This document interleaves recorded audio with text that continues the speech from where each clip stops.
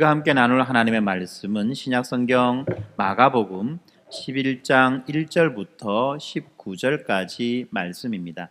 신약성경 마가복음 11장 1절부터 19절까지 말씀. 다 찾으셨으면 우리 김지민 성도 앞으로 나와서 말씀 읽어주시기 바랍니다. 이제 우리가 마가복음 11장을부터 이제 내용들을 살펴볼 차례가 되었는데요. 이렇게 마가복음 11장부터의 내용은 예수님의 마지막 한 주간에 대한 집중적인 기록입니다. 지금까지 우리가 보았던 마가복음 1장부터 10장까지의 내용은 예수님께서 이 땅에 오시고 또 사셨고 어떤 일을 하셨는지 그것에 대한 기록이었다고 한다면, 다시 말하면 공생의 기간 동안 그리고 그 이전의 기간 동안의 기록이었다 한다면, 이제 남아있는 이 6개의 장은 예수님의 마지막 일주일에 대해서 기록한 장입니다. 마가복음이 이렇게 예수님의 그 마지막 일주일에 대해서 초점을 맞추고 또 그렇게 길게 기록하는 이유는 무엇보다도 마지막 이 일주일이 이제 예수님에게 있어서 그리고 또 우리에게 있어서 중요하기 때문에 그랬던 것입니다. 특별히 이제 이 11장부터 시작되는 이 이야기는, 특별히 11장의 이야기는 예수 그리스도의 그 권세, 예수 그리스도의 그 권위에 관한 그런 장이 되게 됩니다. 예수님이 어떤 권세를 가지신 분이냐, 예수님이 도대체 어떤 그런 권위를 가지고 계신 분이냐를 우리에게 알려주는 그런 본문이 되는 것입니다. 먼저 한번 보겠습니다. 그들이 예루살렘에 가까이 와서 감난산 벳바게와 베다니에 이르렀을 때에, 지금 예수님이 어디로 오십니까? 여리고를 지나서, 우리가 지난주에 예수님께서 여리고를 지나시는 그 과정을 살펴보았습니다. 예수님이 여리고에서 어떤 일을 하셨죠? 바디메오, 그죠? 디메오의 아들 바디메오의 그 눈을 뜨게 해주셨어요. 그리고 이렇게 바디메오는 예수님께서 그를 향해서 가라라고 말씀하셨지만 바디메오는 어떻습니까? 갔습니까? 안 갔습니까? 안 갔죠? 예수님께서 가라 하시는 그 말씀을 바디메오는 듣지 않고 거꾸로 예수님을 따라 나서는 그런 자가 되었다는 것을 우리가 지난주 본문에서 살펴보았습니다. 이렇게 여리고를 지나고 난 다음에 이제 최종 목적지인 이 예루살렘을 향해서 가까이 다가가고 있어요. 근데 이렇게 이제 예루살렘을 향해서 가려고 하면 반드시 지나가야 되는 한 마을이 있는데, 그것이 바로 이 벳바게와 베단이라는 이 마을입니다. 이 벳바게와 베단이라는 마을은 예루살렘 맞은편에 있는 그 마을인 거예요. 예루살렘이 빤히 들여다보이는 바로 그런 곳에 있는 마을입니다. 그리고 이 마을과 예루살렘 그 성전 사이에는 깊은 골짜기가 하나 있어요. 깊은 골짜기가 있고 양쪽 산 그 봉우리에 이 마을이 있다는 거죠. 한쪽에는 마을이 있고 한쪽에는 이 예루살렘 성전이 있는 바로 그러한 곳입니다. 바로 그곳에서 지금 예수님이 지금 제자들에게 말씀하시죠. 제자들 가운데 2명을 보내셔서 말씀합니다. 맞은편 마을로 가라. 그리로 들어가면 곧 아직 아무도 타보지 않은 나귀 새끼가 메어 있는 것을 보리니 풀어 끌고 오라. 만일 누가 너희에게 왜 이렇게 하느냐 묻거든 주가 쓰시겠다 하라. 그리하면 즉시 이리로 보내리라. 그렇게 예수님이 말씀하셨어요. 그래서 이제 이 말씀을 따라서 예수님께서 이제 가서, 이제 제자들이, 예수님이 아니죠, 제자들이 가서 보니까 이제 진짜로 예수님이 말씀하셨던 것처럼 그렇게 나귀 새끼가 그렇게 문 앞 거리에 메어 있었습니다. 나귀 새끼 하니까 뭐 욕 같은데, 욕 아니죠? 짐승의 베이비는 새끼라고 말합니다. 짐승의 베이비는 새끼라고 말합니다. 그래서 나귀의 베이비 나귀예요. 베이비 나귀. 이 베이비 나귀를 이제 본 것입니다. 그래서 예수님께서 말하신 것처럼 그렇게 되니까, 그런 일이 있으니까 어떻습니까? 제자들이 와, 진짜구나. 어떻게 예수님이 이런 걸 아셨지? 뭐 이런 생각을 했을 겁니다. 어쩌면은 예수님이 우리보다 먼저 우리 몰래 다른 사람에게 이런 걸 부탁했겠구나 라고 생각했을 수도 있어요. 그건 어찌되었든지 아마 본문에서 우리에게 말해주는 것은 어떤 그런 측면이 아니라 예수님의 권위에 대한 이야기를 하지 않습니까? 그러므로 모든 사람들이, 예수를 보지 못한 사람이라 할지라도 모든 사람들이 이미 예수가 어떤 분이신지를 알고 그 권위에 순종하고 있다라고 하는 그 사건을 우리에게 보여주고 있는 것입니다. 예, 그래서 이 제자들이 그 예수님의 말대로 그 나귀의 새끼의 끈을 풉니다. 그러니까 어떤 사람이 말합니다. 여보세요, 여보세요. 그 나귀 새끼를 왜 풉니까? 나귀 새끼에게 매어져 있는 그 끈을 왜 풉니까? 그래 묻는 거예요. 그러니까 제자들이 뭐라고 말합니까? 아, 예, 우리 주님께서 쓰시겠다고 합니다. 라고 하니까, 그래요? 그러면 가져가세요.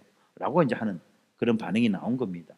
이것이 바로 주님이라고 하는 그 우리 주님의 그 권위에 무슨 사람들이 순종하는 것을 보여주는 것이죠. 이 제자들이 나귀 새끼를 끌고 옵니다. 7절에 보니까 나귀 새끼를 예수께로 끌고 와서 자기들의 겉옷을 그 위에 얹어 놓음에 예수께서 타시니 많은 사람들은 자기들의 겉옷을 또 다른 이들은 들에서 벤 나뭇가지를 길에 펴며 앞에서 가고 뒤에서 따르는 자들이 소리 지르되 호산나 찬송하리로다 주의 이름으로 오시는 이여 찬송하리로다 오는 우리 조상 다윗의 나라여 가장 높은 곳에서 호산나 하더라 라고 그렇게 기록합니다. 나귀 새끼, 아무도 타보지 않았던 나귀 새끼를 끌고 왔습니다. 그러니까 나귀 새끼를 타려고 하면 어떻습니까? 나귀에게 뭐가 있어야 됩니까? 말을 타려면 말에 뭐가 있어야 되죠? 안장이 있어야 돼요. 안장이. 그죠? 지금 나귀 새끼에게는 안장이 매어 있지 않는 거예요. 왜? 아무도 타보지 않았기 때문에. 그러니까 이제 사람들이 어떻게 합니까? 제자들이 자기들의 겉옷을 벗어가지고 이제 나귀 등에 까는 겁니다. 안장 삼아서 까는 거죠. 그리고 난 다음 예수님이 그 나귀를 탑니다. 한번 상상해 보세요.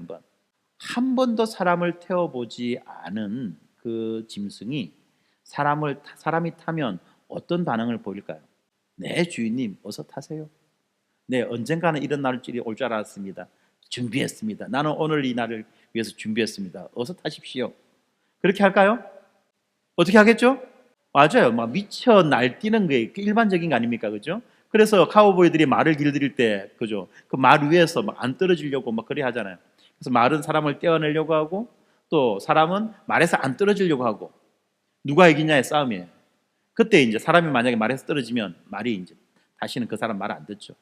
그런데 그 사람이 말에서 끝까지 버텨내면 말이 지쳐서 이제 그 사람에게 순종하게 되는, 굴복하게 되는 이런 일이 생기는 것을 우리가 영화를 통해서 많이 보지 않았습니까? 바로 그런 일입니다. 지금 나귀 새끼에게 예수님이 타니까 나귀 새끼가 놀라서 뛰어야지 마땅한데 성경에 어디에도 나귀 새끼가 놀라서 발광했다. 그죠? 전문 용어 지랄 발광. 예. 지랄 발광했다 이런 말이 없어요. 그냥 나귀 새끼가 예수님을 타시니까 기다렸습니다. 오늘 이 날을. 마치 이런 느낌으로 그냥 잠잠히 예수님을 타게 하는 거예요. 그리고 난 다음에 이제 뚜벅뚜벅 이제 예수님이 가고자 하는 그 방향을 향해서 앞으로 나아갑니다. 사람들이 이 장면을 봅니다. 그러면서 사람들이 어떻게 합니까? 이렇게 이 예루살렘을 향해서 나오시는 그 예수님을 환영하지요. 그 환영의 표시로서 어떻게 하죠? 자기들의 겉옷을 깔아서 길에다 펴니다. 그리고 겉옷이 없는 사람들은 어떻습니까? 들에서 나뭇가지를 베어다가 아마 이것이 종려나무다라고 말하는 사람들이 많아요. 그 종려나무가지를 베어다가 이제 길바닥에 까는 겁니다. 그러니까 예수님이 예루살렘을 향해서 들어가시는 그 길 입구에는 옷도 깔려 있고 나뭇가지들도 깔려 있어요. 때는 4월입니다. 한참 나무에 잎이 올라가지고 푸른 나무, 그죠? 푸른 잎이 나와가지고 푸른 그런 나뭇가지들을 지금 깔아놓은 거예요. 그러니까 지금 예수님께서 예루살렘을 향해서 가시는 그 길은 그 영화 배우들이 걸어가는 그 레드카펫은 아니라 할지라도 여러 가지 각종의 옷들과 그리고 푸른 나무잎으로 된 그러한 카펫을 깔아놓았던 것입니다.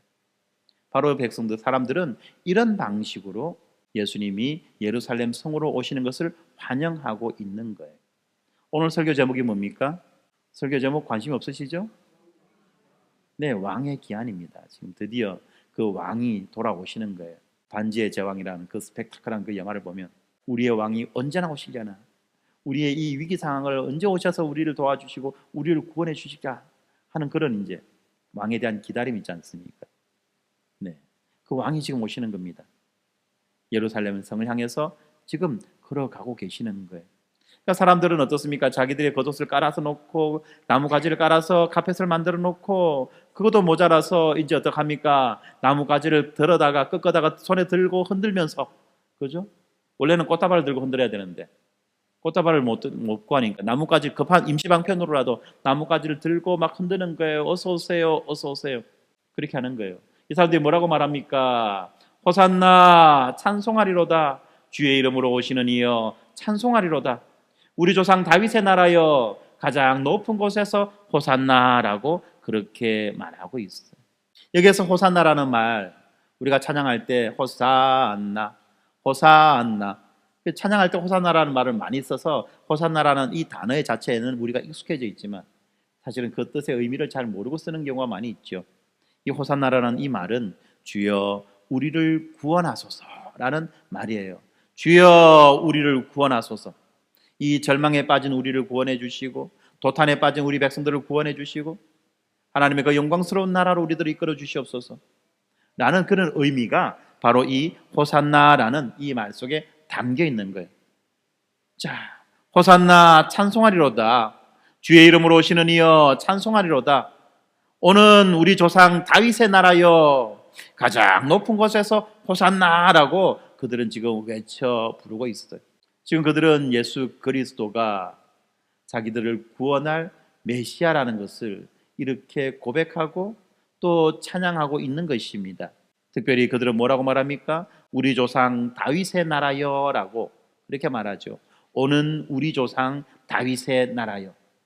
지금 이렇게 예수님을 환영하는 이 사람들은 자기들의 그 옛 영광, 자기들의 민족의 역사 가운데 가장 찬란하고 가장 위대했던 그 옛 영광을 회복해 주는 그런 인물로서의 다윗을 기대하며 하나님께서 다윗에게 약속하셨던 그 다윗의 언약에 따라서 오실 다윗의 후손을 기다리고 있었습니다. 그리고 그들은 그렇게 이야기했습니다. 언젠가 우리에게 약속된 그 다윗의 후손, 그 메시아가 오시면 이제 우리는 더 이상 다른 나라의 그러한 압제를 받지 않고 속박에서 벗어나 이제 우리는 자유로운 독립의 나라로서 부귀와 영화를 꿈꾸며 누리며 살아갈 수 있게 될 것이다 라는 그런 기대가 있었다는 거예요.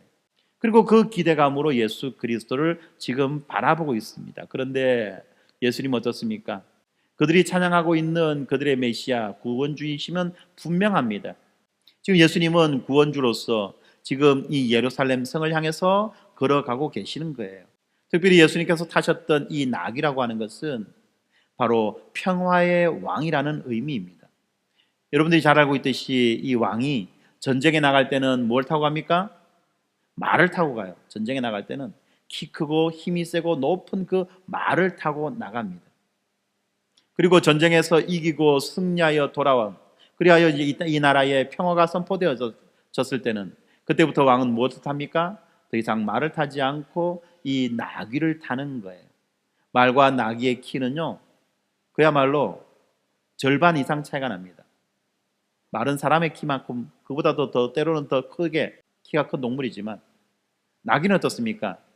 사람의 키보다 작은 그런 짐승이에요. 그래서 나귀를 타면 조금 키 큰 사람들이 나귀를 타면 이 자기의 두 발이 어디에 닿습니까? 땅에 닿아요.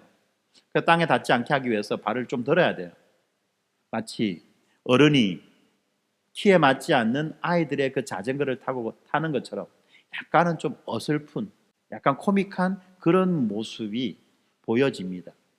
바로 그것이 나귀를 탄 자의 모습입니다. 평화예요. 평화. 더 이상 걱정과 근심과 두려움이 없는 평화의 시대가 왔다라는 것을 선포하는 그런 의미로서 왕이 나귀를 타고 성으로 들어가는 거예요. 지금 예수 그리스도는 이 나귀를 타고 들어가심으로써 이스라엘의 구원자로 오셨으나 그러나 어떤 구원자입니까? 전쟁을 하여서 승리하는 그런 구원자가 아니라 이미 예수 그리스도를 통하여서 이 땅에 온 그 평화를 선포하는 그런 왕으로 오신다는 겁니다. 그런데 사람들은 무엇을 기대합니까? 이 예수 그리스도에게서 전쟁에서의 승리, 자기들을 압제하고 있는 그 로마라고 하는 그 엄청난 제국과의 맞짱을 떠서 그들을 물리치고 이길 수 있는 마치 소년 다윗이 그 어마무시했던 골리앗을 쳐서 이겼던 것과 같은 그런 용맹무쌍한 그런 구원자를 기대하고 있었던 것입니다. 그래서 그에게 외칩니다. 호산나 찬송하리로다 주의 이름으로 오시는 이여, 찬송하리로다 오는 우리 조상 다윗의 나라여, 가장 높은 곳에서 호산나라고 그렇게 외쳐 불렀던 것입니다. 사실 그들은 지금 이 예수 그리스도를 열렬히 환영하고 있지만 정작 예수 그리스도가 어떤 분이신지에 대해서는 잘 알지 못하고 있는 것입니다. 그래서 이제 불과 며칠이 지나지 않으면 이 환호의 소리가 이제 무엇으로 바뀝니까? 저주의 소리, 분노의 소리로 바뀌어지지 않습니까? 이렇게 호산나라고 외쳤던 그 목소리들이 이제는 어떡합니까? 죽여라! 죽여라! 라는 외침으로 바뀌는 거예요. 만약에 그들이 며칠이 지나지 않아서 이렇게 태도가 급변하게 될 것을 알았다고 한다면 과연 그들은 이렇게 나귀를 타고 예루살렘을 향해서 걸어오시는 이 예수님을 어떻게 바라보고 어떻게 환영했을까요? 참 아이러니한 그런 장면이 아닐 수가 없는 것입니다. 자, 그리고 난 다음에 이어지는 말씀이 나옵니다. 11절이죠. 예수께서 예루살렘에 이르러 성전에 들어가사 모든 것을 둘러보시고 때가 이미 저물매 12 제자를 데리시고 베다니에 나가시니라 라고 말씀합니다. 자, 예수님께서 예루살렘 성으로 들어가셨습니다. 나귀를 타고. 그리고 난 다음에 이제 예수님께서 가장 먼저 행하셨던 곳은 왕의 궁전도 아니고 빌라도가 살아가고 있는 그 관청도 아니고 어디로 가고 있습니까? 예수님은 지금 성전을 향해서 지금 곧장 나아가고 계십니다. 예수님의 관심은 이 성전에 있어요. 그래서 예수님은 성전에 들어가셔서 성전의 모든 것들을 둘러보십니다. 성전에서 하나님 앞에 제사 드리는 그 사람들의 모습도 둘러보시고 그 제사를 직접 주관하는 그 제사장들의 모습도 둘러보실 뿐만 아니라 그 성전 바깥들에서 오가는 사람들의 모습도 봅니다. 다양한 사람들이 성전 바깥의 뜰을 오가고 있습니다. 성전 주변에서 일어나는 일들을 봅니다. 성전 안에서 일어나는 일들을 봅니다. 이렇게 모든 것들을 다 예수님은 친히 감찰하시고 그리고 하루의 일정을 마치시죠. 때가 저뭅니다. 그리고 12 제자를 데리고 베다니로 나가시는 거죠. 예, 이제 해가 저무니까 예수님은 더 이상 예루살렘에 머물 이유가 없었습니다. 그래서 예수님은 베다니로 돌아가신 거예요. 베다니가 예루살렘에서 멀리 떨어진 곳이 아니거든요. 바로 맞은편에 있는 곳이에요. 바로 옆 동네입니다. 우리로 따지면은 지금 이 동네 개념으로 따지면 아마 이 평산동 지역과 저 평산동 밑에 길 건너편에 저 매곡 지역 정도 되는 그런 거리라는 거예요. 예수님은 이 예루살렘에 머무시는 이 일주일의 기간 동안에 낮에는 예루살렘을 오셔서 일하시고 그리고 밤에는 이 베다니로 돌아가셔서 주무시는 출퇴근을 반복하는 이런 이제 모습들을 보여주시거든요. 그렇기 때문에 베다니로 가셨다라고 하는 이 말을 통해서 우리가 알 수 있는 것은 하루의 일이 끝났다. 하루 일정이 끝났다는 것입니다. 그리고 난 다음에 12절을 봅니다. 이튿날이 되었습니다. 베다니에서 하루 저녁 1박 하셨다는 거죠. 네. 그리고 난 다음에 그들이 베다니에서 나왔을 때에 예수님께서 지금 어떻습니까? 시장하십니다. 아마 집주인이 밥을 안 준 것 같아요.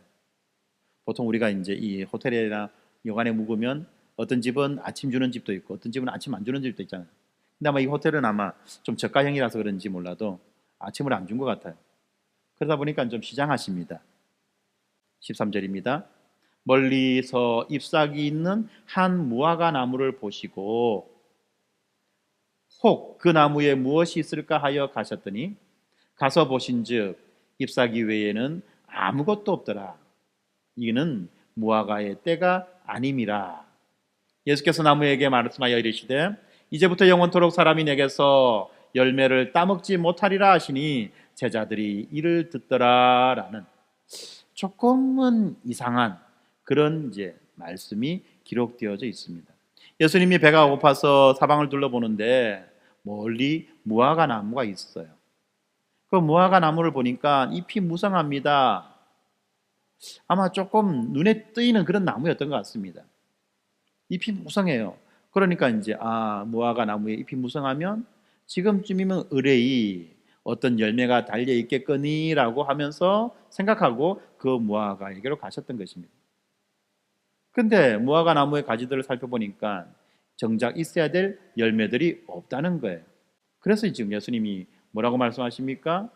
이제부터 영원토록 내게서 열매를 따먹지 못할 것이다. 사람들이 너에게서 열매를 따먹지 못할 것이다. 그러면 말은 무슨 말입니까? 무화과 나무가 열매를 맺는다 말입니까? 못 맺는다는 말입니까?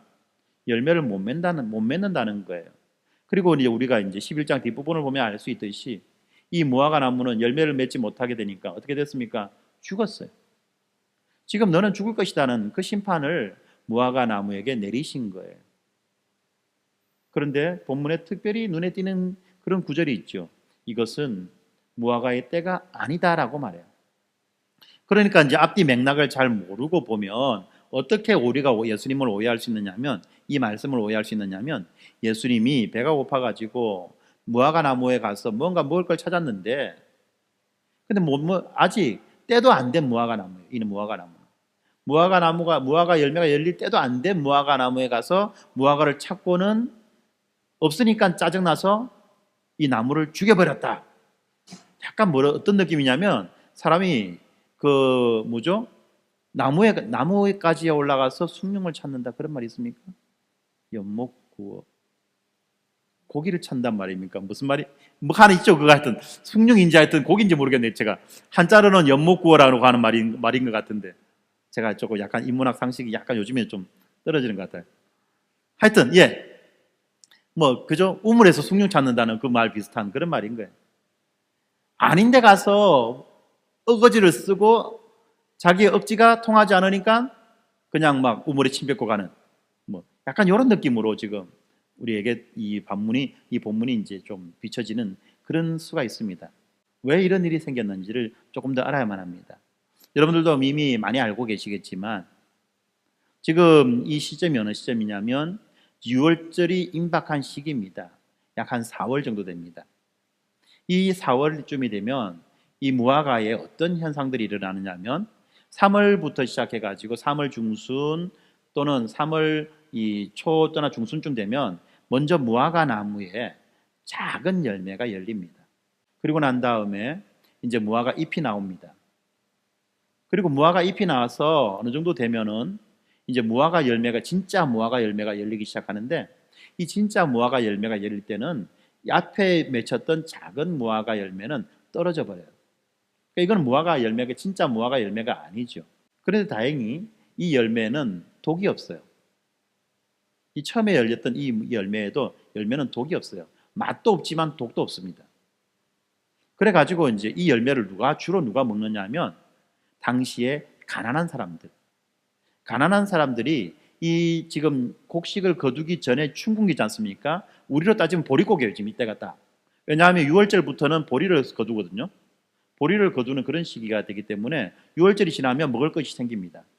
그런데 이제 6월절이 되기 직전에 약 한 달 정도 이 시간은 약간 먹을 것이 다 떨어진 약간 보릿고개를 넘어가는 그런 시기입니다. 그때 이제 먹을 것이 없는 좀 가난한 사람들은 이제 이 무화과 나무에서 그 먼저 익었던 맛도 없지만 독도 없는 이 열매를 따서 먹는 거예요. 그런데 이제 어떤 나무들이 있는가 하면 이 열매가 열리지 않는 나무들이 있어요. 어떤 무화과 나무는 이 열매가 열리지 않습니다.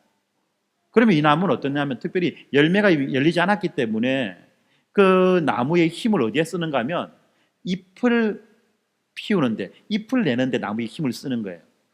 잎을 내는데 나무의 힘을 쓰다 보니까 어떤 일이 생기냐면 진짜로 맺어야 될 이 무화과를 맺지 못하는 이런 경우가 생깁니다. 그래서 처음에 열매를 맺지 못하는 무화과는요, 그냥 다음에도 열매를 맺지 못하는 그런 무화과가 되는 경우가 많이 있고요.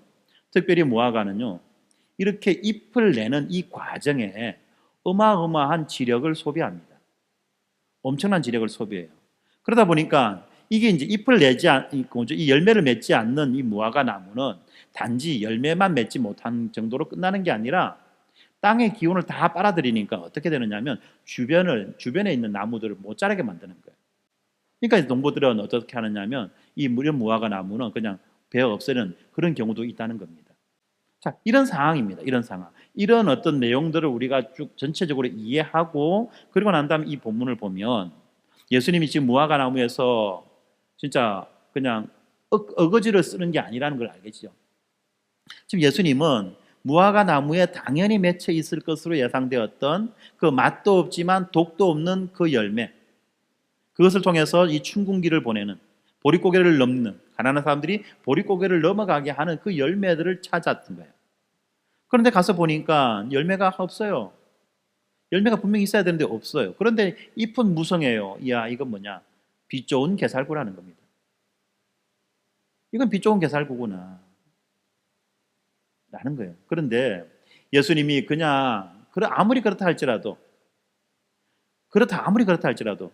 혹시 압니까? 올해는 비록 열매를 맺지 못하지만 내년에는 열매를 맺을 수 있지 않습니까? 그죠? 그러니까 내년을 기다리면 되는 거예요. 무화과 나무에게 니는 그럼 내년에는 꼭 열매 맺으라 하면 되는데 왜 무화과 나무를 이렇게 저주해서 죽여버렸을까? 이것은 우리가 선지서를 통해서 선지서를 나중에 공부하게 되면 알 수 있겠지만 선지서에서는 자주 나오는 일종의 행위 예언이라는 거예요. 행위 예언. 퍼포먼스를 통해서 예수님이 어떤 그런 행동들을 통해서 보여주는 예언이라는 겁니다. 이것은 선지자들이 자주 쓰는 건데요. 지금 예수님은 지금 어떤 메시지를 보여주시는 거예요? 이 잎은 묵성하나 열매를 맺지 못하는 이 무화과 나무를 저주해서 그 무화과 나무를 죽게 만드는 심판해버리는 이 행위 예언을 통해서 우리들에게 어떤 메시지를 전해주려고 하고 있는 겁니다. 그 메시지가 어떤 메시지인가? 정말 예수님께서 보여주고 싶은, 말하고 싶은 이런 행동을 통해서 말씀해주고 싶은 그 메시지가 어떤 메시지인가 하는 것을 우리가 알기 위해서는 어떻게 해야 됩니까? 목사님을 쳐다보면 됩니까? 어떻게 해야 되죠? 예, 성경을 계속 읽어보면 돼요. 그럼 성경에 답이 나와 있습니다. 모르면 뭐 해라? 성경을 읽어라. 예. 그래서 계속해서 성경을 보겠습니다. 15절입니다. 그들이 예루살렘에 들어가니라. 그들은 누구죠? 예수님과 12명의 제자들을 말하죠. 예, 예수님과 12명의 제자들이 지금 예루살렘으로 들어갑니다. 그리고 난 다음에 예수께서 성전에 들어가십니다. 이 성전은 어떤 성전입니까? 어제 예수님이 한번 둘러보셨던 성전이죠? 예수님이 오셔서 둘러보시고 성전에서 일어나는 일들을 다 지금 조사하고 파악했던 겁니다. 그리고 난 다음에 지금 예수님이 들어가신 거예요. 그리고 들어가시자마자 어떤 일을 하십니까? 성전 안에서 매매하는 자들을 내쫓으시며 돈 바꾸는 자들의 상과 비둘기 파는 자들의 의자를 둘러 엎으시며 아무나 물건을 가지고 성전 안으로 지나다님을 허락하지 아니하셨다 라고 말씀하시죠. 네, 성전 안에 들어가 가지고 지금 어떡합니까? 매매하는 자들을 내쫓고 돈 바꾸는 자들의 상을 둘러 엎어버리고 그리고 비둘기 파는 자들의 의자를 둘러 엎어요. 그리고 물건을 가지고 다니는 사람들에게는 그러지 마! 라고 감지르면서 그죠? 못하게 만들었다는 거예요. 예수님이 지금 뭐 조폭입니까 지금? 성전 안에 들어가고 행패를 부리고 있는 지금 그런 일을 하시는 거예요. 왜 예수님이 성전 안에서 이렇게 난동을 부릴까? 한번 가만히 한번 보자는 것입니다. 예, 여기에서 매매하는 자들, 성전 안에서 매매하는 자들이 있다는 겁니다. 물건을 사고 파는 자들이 있다는 거예요. 매매는 물건을 사기도 하고 물건을 파는 거죠. 그죠? 그 다음에 또 돈을 바꾸는 자들이 있습니다. 돈을 바꾸는 자들. 이 돈을 바꾼다는 것은 어떤 의미냐면 앞에서 매매하는 것도 마찬가지겠지만 돈을 바꾸는 것도 결국은 이 성전과 관련된 일입니다. 다시 말하면 여기에서 매매하는 매매 물품의 내용들은 결국은 뭐냐면 이런 거예요. 그 성전이 하는 기능이 뭐죠? 하나님 앞에 제사 드리는 거죠. 하나님 앞에 제사를 드리는데 뭘로 제사 드립니까? 뭘로 제사 드리죠? 현금 카드로 긁어가지고? 신용카드 쫙 긁어가지고 3개월 할부 결제 이런 거 합니까? 아니죠. 재물을 그죠. 재물을 가져오는 거예요. 재물은 뭡니까? 그때 재물은 짐승들이에요. 짐승들. 그러니까 소나 양이나 염소나 뭐 이런 것들을 끌고 오는 거예요. 소나 양이나 염소들을 끌고 와서 이 제사를 드리는 거예요. 그런데 이제 어떤 사람들은 멀리서 옵니다. 어떤 사람들은 가까운 데서 오는 사람도 있지만 어떤 사람들은 멀리서 옵니다. 그러면 멀리서 오는 사람들은 어떻게 합니까? 그들이 집에서부터 나올 때부터 뭐를 끌고 와야 되죠? 소를 몰고 와야 돼요. 소도 몰고 오고 양도 몰고 오고 염소도 몰고 와야 됩니다. 사람이 혼자서 빈몸으로 걸어오는 것도 힘든데 소를 끌고 오고 양을 끌고 오고 염소를 끌고 오려면 얼마나 힘듭니까? 오는 중간에 소 밥도 줘야 되죠. 양 밥도 줘야 돼요. 염소 밥도 줘야 됩니다. 이러면서 끌고 오려면 얼마나 힘이 들어요. 그러니까 사람들이 어떻게 하느냐 하면 이제 머리를 쓰는 겁니다. 참 우리는 머리가 있다는 게 참 감사한 거예요. 그래. 만약에 머리가 없었으면 아마 그랬을 거예요. 그죠? 근데 우리는 머리가 있기 때문에 머리를 쓰는 거예요. 그래서 어떻게 하느냐 하면 굳이 이 먼 곳에서부터 소나 염소나 이런 것들을 끌고 가지 말고 차라리 그 예루살렘 부근에 가가지고 예루살렘 부근에 가서 시장에 가서 좀 좋은 놈으로 사면은 훨씬 좋을 거야. 왜요? 멀리서부터 끌고 오니까 짐승도 힘들고 사람도 힘든 거예요. 짐승 힘드니까 어떻습니까? 살을 통통하게 찧어와도 오다가 살 빠지는 거예요. 하나님 앞에 우리가 제사를 드리는데 좀 좋은 거 드려야 안 되겠나? 그러니까 시장에 가가지고 살찐 놈, 통통한 놈을 골라서 이제 하나님 앞에 제물로 드리는 겁니다. 자, 그런 의미에서 이제 사람들은 이제 예루살렘에 와서 이제 그 제물을 구하는 거죠. 그런데 이제 사람들이 가져오는 그 제물, 이거는 어떤 제물이든지 다 되는 게 아니에요. 그래서 이제 어떤 제물이 됩니까? 문제 있는 제물은 안 되죠. 율법에서 딱 금해놨어요. 병든 거 안 된다, 그죠? 저는 거 안 된다, 이상한 거 안 된다, 이렇게 다 정해놨거든요. 율법에 정해놓은 대로 제물을 드려야 되는데 율법을 백성들이 잘 압니까? 모릅니까? 백성들은 알긴 알아도 잘 모릅니다. 우리가 성경 잘 모르는 것처럼. 우리가 성경 읽는다 하지만 잘 모르는 것처럼 백성들이 율법을 안다고 하지만 잘 몰라요. 그래서 이제 누구한테 가서 검사 받습니까? 그 당시 성전에서 제사를 집례하는 제사장들에게 가서 검사를 받아요. 제사장님, 내가 오늘 소 한 마리 끌고 왔는데 한번 검사해 주세요. 혹시라도 하나님 앞에 누가 되면 안 되지 않습니까? 그러니까 제사장은 이제 들여다보는 겁니다. 소 발굽도 들여다보고 소 등도 만져보고, 그죠? 소 배도 만져보고 소 입도 열어가지고 이빨도 개수가 맞는지 안 맞는지 확인해보고 혹시 이빨 빠진 게 있으면 안 되니까 다 이제 뒤집어 보면서 확인하는 거예요. 그런데 이제 제사장들이 어떤 짓을 하느냐면 멀쩡한 재물을 가지고 왔음에도 불구하고 뭐 합니까? 불합격. 트집을 잡는 거예요. 불합격. 다시 바꾸시킵니다. 나름대로 좋은 거 가져왔는데 왜 그럽니까? 이거 안 돼. 이거 문제 있어서 안 돼. 저거 문제 있어서 안 돼. 이제 이렇게 되는 거예요. 그러면 이제 묻죠. 우리가 어떻게 해야 됩니까? 우리가 어떻게 해야 됩니까? 라고 물으면 그래. 저 성전에서 파는 게 있거든. 저 성전 앞에 가면 성전 정문 옆에 있고 딱 보면은 거기에 마구간이 하나 있는데 거기서 파는 거 그거는 우리가 다 확인하고 골라놓은 거야. 그거 사면 돼. 그러니까 이제 이 사람은 어떡합니까? 자기가 끌고 왔던 그 소를 팔아야 되고 처분해야 될 거 아닙니까? 소를 팔아야 되고 그것도 그 판돈으로 새 소 사야 되잖아요. 그래서 가서 이제 마구간을 끌고 갑니다. 마구간 끌고 가고 저기 계십니까? 해가지고 묻는 거죠. 내가 오늘 저 제사를 드리러 왔는데 성전에서 빠꾸 맞아가지고 지금 재물을 좀 바꾸려고 합니다. 이제 이렇게 하면은 바꾸면 뭐 해야 됩니까? 차액 줘야 되죠. 바꾸면 차액을 줘야 되죠. 교환하면 차액을 주지 않습니까? 얼마를 더 보태야 됩니까? 물으면 얼마 이렇게 하는 거예요. 그래서 막상 이제 성전에 거기서 사는 보면은 뭡니까? 얄궂은 거예요. 보면은 내가 끌고 온 소보다도 살을 찐 것도 아니고 내가 끌고 온 사보다도 약간 상태가 좋은 게 아니에요. 그렇지면 어쩝니까? 제사를 드리려면 그 제사장 요구하는 대로 해야지. 시킨 대로 해야지. 그래가지고 거기 가서 짐승을 팔고 짐승을 사는 그런 경우들이 있다는 겁니다. 어떤 사람들은 아예 처음부터 그러니까 이제 몇 번 해보니까 이제 아는 거예요.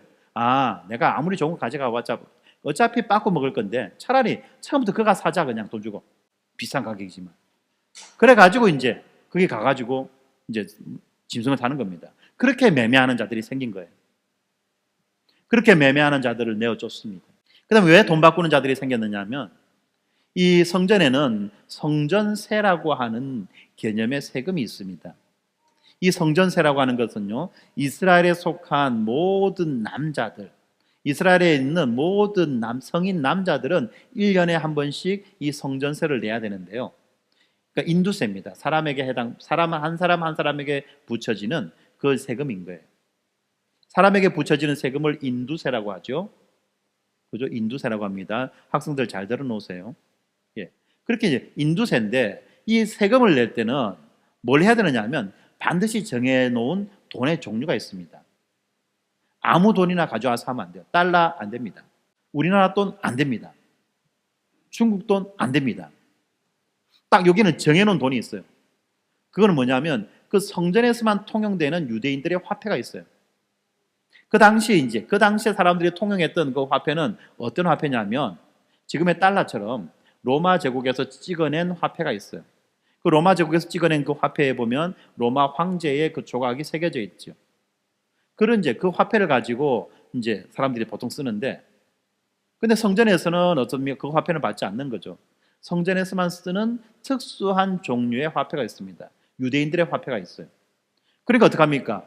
내가 달러를 가지고 와가지고 내가 로마 제국의 그 돈을 가지고 와가지고 성전에서 쓰는 그 돈을 바꾸는 거예요. 그렇게 하면 어떻습니까? 환을 바꾸면 뭐 붙죠? 환수수료가 붙어요. 환수수료가. 환율 차이도 생기지만 환수수료도 붙는 거예요. 이제 그거 가지고 장사하는 사람도 있다는 거예요. 이제 그거 떼먹는 장사.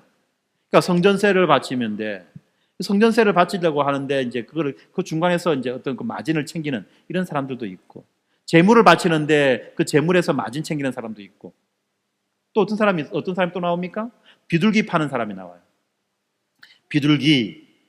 이 비둘기라고 하면 이제 우리는 이제 약간 이제 닭둘기, 치킨을 생각할 수 있는데 요즘 치킨 값이 3만 원, 그죠? 치킨 값이 그게 3만 원대가 돼가지고 이거 맹만해갖고는 옛날에는 그냥 심심하면 통닭, 그죠? 아빠가 퇴근하고 도실 때는 항상 통닭 이랬는데 이제는 통닭도 큰만 먹어야지 먹는 이제 아주 이런 게 됐어요. 예.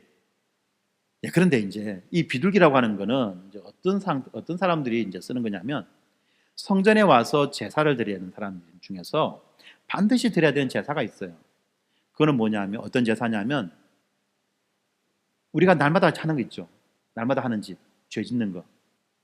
그러니까 사람들은 자기의 죄를 이제 하나님 앞에 회개하고 고백하고 죄에 대해 용서를 받아야 되는 그 제사가 있습니다. 5대 제사 가운데 속죄제라고 하는 제사가 있어요. 이 속죄제는 모든 사람들이 다 해야 됩니다. 특별히 1년에 한 번 이상은 의무적으로 해야 돼요.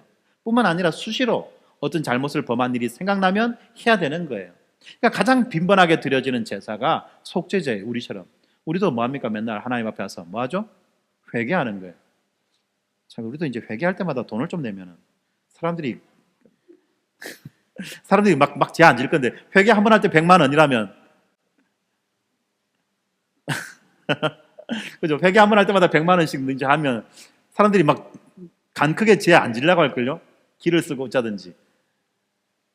예. 이 모든 사람들이 다, 그죠? 모든 사람들이 다 회개를 해야 돼. 속죄제를 드려야 됩니다.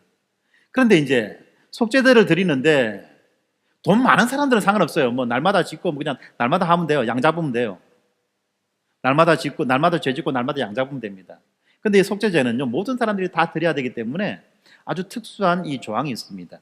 그래서 어떤 조항이 있느냐면 대표들, 이 민족의 대표 왕이나 그죠? 대제사장이나 이런 사람들이 사고 치면 어떻게 되느냐면 큰 재물을 드려야 돼요. 제일 비싼 재물을. 그게 뭡니까? 소입니다. 소를 잡아드립니다. 그 다음에 이제 일반 사람들이 잘못을 했다. 그러면 뭘 하느냐면 양을 잡아서 드려요.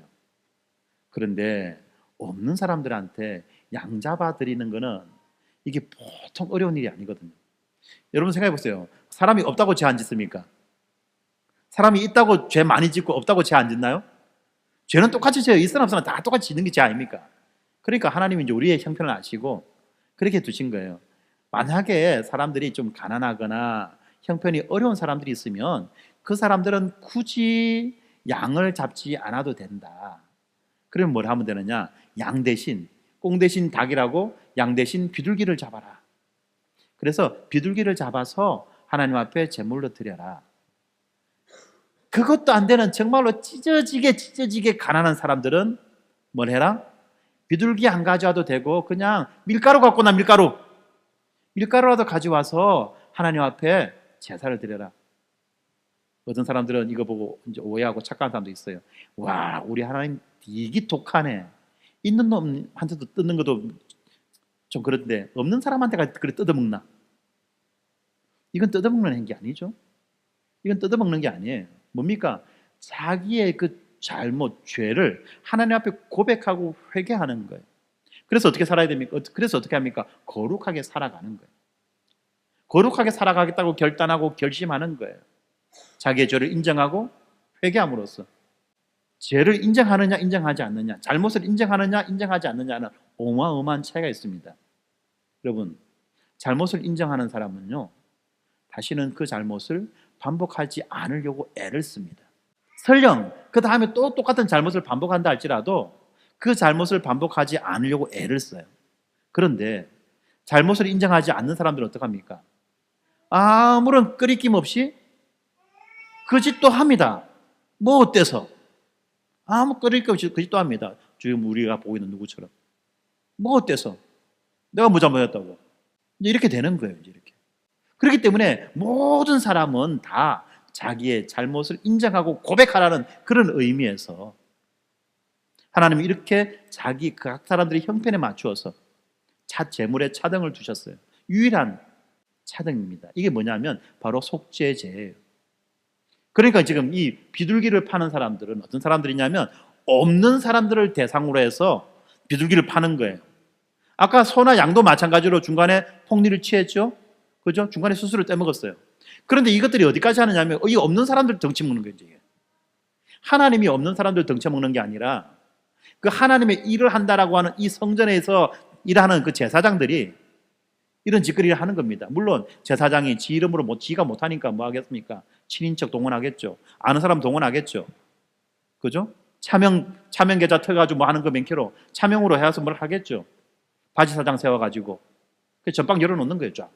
그래가지고 이제 거기에서 없는 사람 등까지 뜯어먹는 거예요. 그럼 밀가루는 왜 안 뜯어먹습니까? 지도 양심이 있어야지. 이렇게 이제 이런 일들이 있는 겁니다. 그러니까 예수님이 지금 가서 둘러엎었다는 이거는 성전에서 이제 난동 부린 게 아니에요. 무슨 조폭맨키로 뭐 어때 막 진짜 그 왜 있지 않습니까? 왜 그 거리에 포장마차 막 이런 거 하는 사람들 막 거리 정화 뭐 이런 핑계 대고 가서 뭐 조폭들 두드려 깨고 부수고 막 그러지 않습니까? 이제 그런 차원이 아니라는 거예요. 지금 다시 말하면 이 사람들 지금 예수님은 지금 이 사람들이 이 제사라는 그것을 빌미로 사람들로 하여금 고열을 빨아먹고 착취하는 바로 그것을 지금 못마땅하게 여기신 거예요. 이렇게 성전이 돌아간다면, 이런 방식으로 제사가 드려진다면 이 제사 더 이상 필요 없다는 거예요. 드릴 필요 없다는 거예요. 하나님이 어떻게 이 제사 기쁘게 받겠냐는 거예요. 그런 마음과 그런 태도로 성전이 그렇게 썩어 자빠졌는데 그것을 어떻게 성전이라 말하겠냐는 겁니다. 그야말로 돛대기 시장 아닙니까? 그게 이어져 나오는 한 사람이 있습니다. 16절. 아무나 물건을 가지고 성전을 지나다닌다. 아무나 물건을 가지고 성전을 지나다닌다. 무슨 말이냐면 성전이 어디 있습니까? 예루살렘 그 성 옆에 있는데 아주 중요한 자리에 있어요. 많은 사람들이 드나들 수 있는, 아니면 또 성전이 있기 때문에 많은 사람들이 그곳에 드나다니다 보니까 그 성전을 중심으로 해서 여러 가지 많은 이제 이 일들이 이제 거리들이 발생하고 발전하죠. 근데 이제 그러다 보니까 어떻습니까? 사람들이 성전 앞쪽에서 성전 뒤쪽으로 가거나 성전 왼쪽에서 성전 오른쪽으로 가려면 사람들 어떻게 해야 됩니까? 성전을 삥 둘러서 가야 되죠. 그죠? 성전을 삥 둘러서 가야 됩니다. 그런데 가만히 보니까 성전 오른쪽에도 문이 있고 성전 왼쪽에도 문이 있네. 그럼 사람들은 뭐가 있다 했습니까? 아까? 사람들은 머리가 있죠. 그죠? 그러니까 머리를 또 쓰기 시작하는 겁니다. 우와, 저 문이 있네. 우와, 문이 있네. 그럼 어떻게 할까? 문은 들어가고 나가는 거잖아. 그래, 그러면 둘러가지 말고 질러가면 되겠네 해가지고 이제 사람들이 물건을 들고 이제 그 성전을 질러가는 겁니다. 물건을 들고 성전을 질러가면 어떡합니까? 어떻게 이야기합니까? 가만히 조용히 죄송합니다, 죄송합니다 이렇게 지나갑니까? 처음에는 그랬겠죠. 그런데 자꾸만 은혜를 베풀면, 자꾸만 혜택을 주면 어떤 일이 생깁니까? 그것이 마치 자기의 권리가 되는 거예요. 권리가. 호의를 자꾸 베풀면 호의가 권리가 돼요. 인간이 참 그렇습니다. 그러니까 처음에는 죄송합니다, 죄송합니다 하다가 나중에는 어떡합니까? 짐이요 짐, 짐이요 짐. 사람들 기도하고 있는데 이게 여기가 지금 어디냐면 이방인의 뜰이라고 하는 곳이에요. 뭐냐면 이방인들은 성전 안으로 들어가지 못하잖아요. 그러니까 이방인들이, 하나님을 믿는 이방인들이 만약에 어떤 이제 일이 있거나 잘못이 있거나 하면 그 성전에 앞에 와가지고 그 이방인의 뜰에 모여서 가슴을 치면서 통곡하기도 하고 기도하기도 하고 회개하기도 하고 막 이렇게 하는 거예요. 쉽게 말하면 이겁니다. 우리가 기도하고 있는데 같이 기도하고 어떨 때는 쥐야 하고 기도하고 하는데 갑자기 잡상인 나와가지고 짐이요 짐, 짐이요 짐, 좀 비켜주세요, 미안합니다, 비켜주세요 이러면서 지나가는 거예요. 어떤 사람은 긴 장대를 가지고 지나갑니다. 막. 그래서 짐이요 짐 하면서 이러니까 막 어떡합니까? 장대를 휘두르고 막 사람들을 막 피해를 주고, 어떤 사람들은 뭡니까? 그 뭐 이상한 물건들 막 들고 지나가요. 막 가다가 들고 가면서 쏟기도 하고 그러다가 막 이렇게 되면 성전이 되겠습니까? 성전이 돛대기 시장 되겠습니까? 돛대기 시장 되는 거예요. 이렇게 다. 그러니까 이 사람들이 왜 이렇게 합니까? 성전을 중요하게 여기지 않았다는 겁니다. 성전이 어떤 곳입니까? 거룩하신 하나님이 임재하신 가장 거룩한 바로 그러한 장소가 성전이 되어야 되는데, 사람들에게 있어서 이 하나님을 경외하는 마음과 하나님을 두려워하는 마음이 사라진 거예요. 하나님을 더 이상 경외하지도 않고 하나님을 더 이상 두려워하지도 않으니까 이제 어떻게 됩니까? 사람이 막 행동하는 거죠. 막 나가는 거죠. 그러니까 제사장들은 제사장들대로 막 나가고 일반 백성들은 일반 백성대로 막 나가는 거예요. 이런 성전 필요 없다는 거죠. 그래서 예수님이 다 이렇게 정리하신 겁니다. 어떤 사람들은 말합니다. 이 사건을 가지고 성전 청결 사건이다라고 말합니다. 그러니까 성전을 깨끗하게 청소하셨다는 거죠. 성전에 있는 여러 가지 묵은 때들, 여러 가지 오염들을 싹 정리하고 깨끗하게 만들으셨다라고 그렇게 말하는데, 사실은 어떤 겁니까? 이제 이 성전은 더 이상 성전으로서의 기능을 하지 못할 정도로 망가졌다는 거예요. 더 이상 성전이 아닌 거예요. 이 성전은 끝난 거예요. 그래서 예수님이 뭐라고 말씀하십니까? 17절입니다. 이에 가르쳐 이르시되 기록된 바 내 집은 만민이 기도하는 집이라 칭함을 받으리라고 하지 아니하였느냐? 내 집은 만민이 기도하는 집이라 칭함을 받으리라고 하지 아니하였느냐라고 말씀하시며 구약의 말씀을 가지고 오십니다. 그러면서 예수님은 이들을 비판하죠. 그러나 너희는 이 만민이 기도하는 이 집을 강도의 소굴로 만들었다. 강도의 소굴로 만들었다는 겁니다. 그래서 누가 강도입니까? 성전 안에서 지금 이렇게 장사하는 사람들, 폭리를 취하는 사람들, 이 사람들이 강도라는 거예요. 뿐만 아니라 누가 강도입니까? 성전 안에서 함부로 다니는 사람들, 물건 들고 다니는 사람들, 물건 들고 다니면서 함부로 기도하는 사람들 방해하고, 그 앞에 와서 슬피 하나님을 묵상하고 슬피 우는 사람들 방해하고, 이런 일을 하는 사람들이 강도라는 거예요. 이 강도의 구렬로 만들었다, 소굴로 만들었다. 그런데 우리가 보니까 맞는 말이네. 우리는 이 말씀을 보면서 그냥 맞는 말이네 정도로만 이해할지 모르겠습니다만, 이 말씀이 정말 어마무시한 말씀이라는 것을 알아야 돼요. 예수님께서 말씀하신 이 부분은 이사야서 56장 7절과 그리고 에레미야서 7장 11절의 말씀을 인용한 건데요. 이사야서 56장 7절에 이렇게 되어 있습니다. 내가 곧 그들을 나의 성산으로 인도하여 기도하는 내 집에서 그들을 기쁘게 할 것이며 그들의 번제와 희생을 나의 제단에서 기꺼이 받게 되리니 이는 내 집은 만민이 기도하는 집이라 일컬음이 될 것임이라 라고 말씀합니다. 이사야서 56장 7절의 말씀은 어떤 말씀이냐면 성전의 기능이 회복되어지고 이제 이 성전이 다시 만민이 기도하는 집이 될 것이다 라는 그런 의미를 가지고 있는 말씀이에요. 상당히 긍정적인 말씀이죠. 그런데 이어 나타나는 예레미야서 7장 11절을 말씀은 이렇게 되어 있습니다. 내 이름으로 일컬음을 받는 이 집이 너희 눈에는 도둑의 소굴로 보이느냐? 보라, 나 곧 내가 그것을 보았노라. 여호와의 말씀이니라. 내 이름으로 일컬음을 받는 이 집이 너희 눈에는 도둑의 소굴로 보이느냐? 보라, 나 곧 내가 그것을 보았노라. 여호와의 말씀이니라.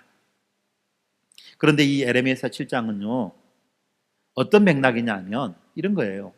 솔로몬이 지은 그 성전이 이제 너무나도 타락하고 부패해서 이제 성전에서 우상을 숭배하는 일들도 있고 하나님을 섬긴다고 하지만 제대로 섬기지 못하는 우상을 섬기는 마음으로 우상을 섬기듯이 하나님을 섬기는 그런 일들, 그런 이제 마음으로 제사가 드려지기 때문에 이제 이 성전은 끝났다. 이 성전은 끝났다라고 하는 그 성전의 멸망을 예언하는 말씀이라는 겁니다. 다시 한번 우리가 예수님께서 뭐라고 말씀하셨는지 본문을 보겠습니다. 17절에 이렇게 되어 있죠. 기록된 바 내 집은 만민이 기도하는 집이라 칭함을 받으리라고 하지 아니하였느냐? 너희는 강도의 소굴로 만들었도다 라고 말씀하죠. 이사야의 말씀과 에레미야의 말씀이 다 들어있어요. 무슨 말이냐면 예수님께서는 지금 이 예루살렘 성전이 이제는 멸망할 것이다. 예루살렘 성전은 더 이상 쓸모가 없게 되어서 용도 폐기되어지고 이제 멸망할 것이다라는 그 말씀을 하고 계시는 거예요. 대제사장들이 이 말씀을 알아들었을까요? 못 알아들었을까요? 비록 우리는 못 알아들었지만 비록 우리는 못 알아듣습니다. 왜요? 우리는 구약에 별로 조금 관심이 없어요. 우리는 신약에 관심이 많지 구약에 별로 관심이 없어요. 잘 몰라요. 물론 어떤 사람은 신약도 잘 모르지만 그러다 보니까 우리는 이 말이 무슨 말인지 잘 모릅니다만 대제사장들은 이 말을 알아들었어요. 찰떡같이 알아들었어요. 목사님 무슨 근거로 그렇게 말씀하십니까? 자, 근거를 찾으려면 뭐 해라? 성경을 읽어라. 계속 읽어봅시다. 18절 대제사장들과 서기관들이 듣고 예수를 어떻게 죽일까 하고 꾀하니 이는 무리가 다 그의 교훈을 놀랍게 여김으로 그를 두려워함일러라. 지금 대제사장들과 서기관들은 아주 율법에 구약에 능통한 자들 아닙니까? 이 자들은 예수님이 이 말씀을 알아들었어요. 그래서 지금 어떡합니까? 열받은 거예요. 왜요? 자기 밥그릇 깨졌잖아요. 지금 집 밥그릇 깨졌잖아요. 지금 뿐만 아니라 어떻습니까? 이제는 성전이 끝났다라고 말하는 거예요. 집 밥그릇 없앤 거 깬 정도가 아니라 아예 집 밖으로 치운 거예요. 끝난 거예요. 이제 이거는 저 인간이요 보자 하니까 자꾸 보이네 이래 되는 거죠. 이제 그래가지고 마침내 인간으로서 할 수 있는 가장 큰 결심, 죽일 결심을 하게 되는 겁니다. 그리고 또한 무리들도 이 말을 알아들었던 것 같아요. 그래서 예수님이 이 말씀을 놀랍게 여긴 거예요. 그리고 예수님을 두려워하는 겁니다. 왜요? 예수님이 지금 무엇을 선포하셨습니까? 성전의 멸망을 선포하셨어요. 그리고 또 무엇을 말씀하십니까? 이 성전의 회복을 말씀하세요. 성전의 멸망과 또 성전의 회복을 지금 말씀하시는 거예요. 그러니까 놀라운 말씀 아닙니까? 자기들은 뭐 어떻게 생각했습니까? 예수님이 예루살렘으로 오시면 어떡합니까? 예루살렘을 점령하고 있는 로마 군인들을 물리칠 것이고 그들을 쫓아낼 것이고 우리들의 이 잃어버린 국권을 회복할 것이다 라고 생각하고 예수님만 눈 빠지게 기다리고 있었는데 정작 예수님이 오셔서 물리친 건 뭡니까? 로마 군인을 물리쳤습니까? 성전에서 장사하는 사람들을 물리쳤습니까? 성전에서 장사하는 사람들을 물리쳤어요. 뭐야 이거? 우리 편이야? 아니야. 혼란스러운 거예요 지금. 거기에다가 무슨 말씀까지 하십니까? 성전이 멸망할 거라는 말씀을 하세요. 성전의 멸망을 선포하신 거예요. 와, 이건 또 뭐야? 거기서 그친 거 아니죠? 성전이 또 새롭게 갱신된다고 말씀하세요. 이건 또 뭐야? 놀라움의 연속이라는 겁니다. 왜 그렇습니까? 그들에게 있어서 이 성전이라고 하는 존재는 어마어마한 존재입니다. 그들에게 있어서 이 성전이라고 하는 것은 모든 그들의 정체성의 핵심이에요. 이 성전이 멸망한다는 것은 자기들이 멸망한다는 것과 마찬가지예요. 우리나라 옛날에 뭡니까? 갑오경장입니까? 상투 잘랐잖아요. 상투를 자를 때 양반들 뭐라고 했습니까? 상투를 자르려면 내 목을 치라. 도끼 들고 와서 그러잖아요. 갑오경장입니까? 갑신정변입니까? 내가 지금 갑자가 들어가는 건 알겠는데 이게 갑온지 갑신인지 제가 지금 가물가물합니다. 하여튼 오래되다 보니까 하여튼 이 단발령이 떨어졌을 때 그죠? 머리 깎으라 하는데 요즘에 머리 깎으라 하면 어떡합니까? 돈 주고 깎잖아요. 예쁘게 깎아져 있어. 근데 그때는 머리 깎으라 하니까 머리를 깎으려면 내 목을 치라. 이렇게 달라들었던 거예요. 왜요? 자기 몸의 일부라고 생각했기 때문에. 자기의 정체성이 거기에 달려있다고 생각했기 때문에. 그런데 이 성전은요, 이 상투, 머리 자르는 거, 이게 뭐죠? 머리 자르는 거. 이 상투를 자르는 것과는 비교할 수 없을 만큼 더 중요한 거예요. 근데 이 성전이 망한다고 난리를 치니까 지금 사람들이 놀란 겁니다. 도대체 예수님이 지금 무슨 말 하는 거예요? 야, 저 말이 왜 저래 나왔지? 곰곰이 생각하는 겁니다. 곰곰이. 예수님을 무서워하는 거예요. 와, 예수님이 우리 아는 거하고 좀 다르구나. 어마어마하구나. 대단하구나. 조심해야 되겠다. 이렇게 되는 거죠. 그래서 사람들은 이제 더 이상 이 제사장들을 주목하는 것이 아니라 예수님을 주목하는 거예요. 그러니까 어떻습니까? 지금 제사장들은 자기들의 밥그릇 깨진 것도 억울한데 그 깨진 밥그릇도 치아뿐네. 뿐만 아니라 뭐라고 말합니까? 사람들이 어떻게 됩니까? 자기들에게서 자기들을 쳐다보던 시선을 돌려서 예수님을 바라보고 있네. 그러니까 이건 완전히 뭐 다 잊어버린 거예요. 다 잃어버린 거예요. 재수 없는 일 세 가지가 연속으로 생긴 겁니다. 이게. 믿는 사람들은 재수란 말을 안 한다죠. 하여튼 그런 일이 연속으로 생긴 겁니다. 그러니까는 오죽 예수님이 미웠겠습니까? 이 인간들이. 그래 가지고 지금 죽이려고 막 작전을 짜는 겁니다. 그리고 19절입니다. 날이 저물매 그들이 성 밖으로 나가더라. 아멘이 없네요. 아멘을 해야지 설교가 마칠 건데. 예, 감사합니다. 예, 그렇습니다. 지금 예수님은요, 이 일과 이 말씀을 통해서 무엇을 보여주고 싶으시느냐? 예수님이 어떤 권위를 가지고 계신 분이신가를 우리에게 보여주는 겁니다. 예수님이 예루살렘에 입성하실 때에 그가 보여주셨던 그 권위, 그리고 그 권위에 사람들은 어떡합니까? 짐승도 굴복할 뿐만 아니라 사람들도 자기도 모르게 그렇게 외치는 거예요. 예수님의 그 권위에 눌려가지고 자기도 모르게 그렇게 외치는 겁니다. 마치